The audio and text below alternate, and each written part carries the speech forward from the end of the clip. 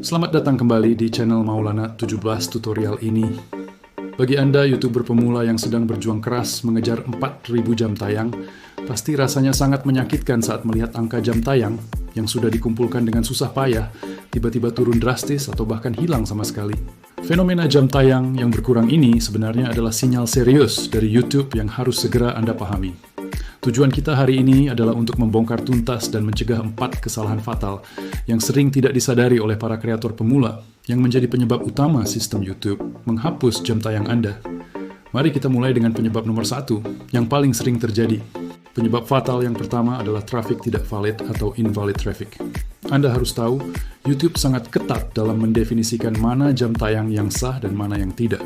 Traffic tidak valid terjadi ketika jam tayang Anda berasal dari aktivitas yang dianggap tidak alami, tidak organik, atau bahkan spam.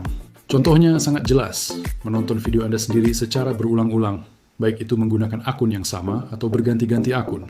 Termasuk juga menggunakan layanan pihak ketiga seperti BOT, aplikasi penambah jam tayang instan, atau bahkan praktik gotong royong yang terdeteksi oleh sistem. Ketika algoritma YouTube mendeteksi pola tontonan yang tidak wajar ini, ia akan secara otomatis membersihkan atau menghapus total jam tayang tersebut dari akumulasi Anda karena dianggap sebagai bentuk manipulasi. Solusinya, hentikan sekarang juga semua aktivitas self-watching atau cara-cara curang lainnya. Fokuskan seluruh energi Anda untuk membuat konten berkualitas yang mampu menarik penonton organik secara alami. Kesalahan kedua ini sering sekali luput dari perhatian, padahal dampaknya sangat fatal. Jam tayang Anda itu terikat langsung dengan video yang menghasilkannya. Artinya, jika Anda menghapus sebuah video dari channel Anda, semua jam tayang yang pernah dihasilkan oleh video tersebut akan ikut hilang secara permanen dari total akumulasi syarat monetisasi Anda. Hal yang sama juga berlaku jika Anda mengubah status video tersebut dari publik menjadi private atau pribadi, atau menjadikannya unlisted atau tidak terdaftar.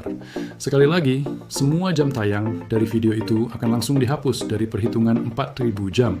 Jadi sebelum Anda gegabah menghapus video-video lama, pikirkan baik-baik. Cek dulu di analitik, apakah video tersebut masih menyumbang jam tayang yang signifikan atau tidak. Jangan sampai pengorbanan Anda selama ini sia-sia hanya karena satu klik tombol hapus. Poin ketiga ini adalah kesalahpahaman yang sangat umum di kalangan YouTuber pemula. Penting untuk Anda ketahui, tidak semua jam tayang yang Anda lihat di channel Anda akan dihitung untuk memenuhi syarat 4.000 jam tayang monetisasi. Ada 2 sumber jam tayang utama yang secara resmi tidak dihitung oleh YouTube. Yang pertama adalah dari YouTube Shorts. Semua jam tayang yang berasal dari penayangan video shorts Anda di Rack Shorts atau Shorts Shelf tidak akan masuk dalam perhitungan 4.000 jam tayang tradisional. Meskipun sekarang Shorts sudah punya jalur monetisasinya sendiri, jam tayangnya tetap terpisah. Yang kedua adalah jam tayang yang didapatkan dari kampanye iklan berbayar, seperti Google Ads. Jika Anda mempromosikan video Anda menggunakan iklan, penayangan dari iklan tersebut tidak dihitung sebagai jam tayang yang memenuhi syarat monetisasi. Jadi jika Anda melihat jam tayang Anda menurun, coba cek kembali di YouTube Analytics Anda. Mungkin saja sistem baru saja melakukan filter dan memisahkan jam tayang dari 2 sumber yang tidak memenuhi syarat ini. Penyebab terakhir, yang sebenarnya berada di luar kendali langsung kita, namun sangat penting untuk dipahami, adalah audit dan penyesuaian sistem berkala dari YouTube. YouTube secara rutin melakukan pembersihan data untuk menjaga integritas dan keadilan platformnya.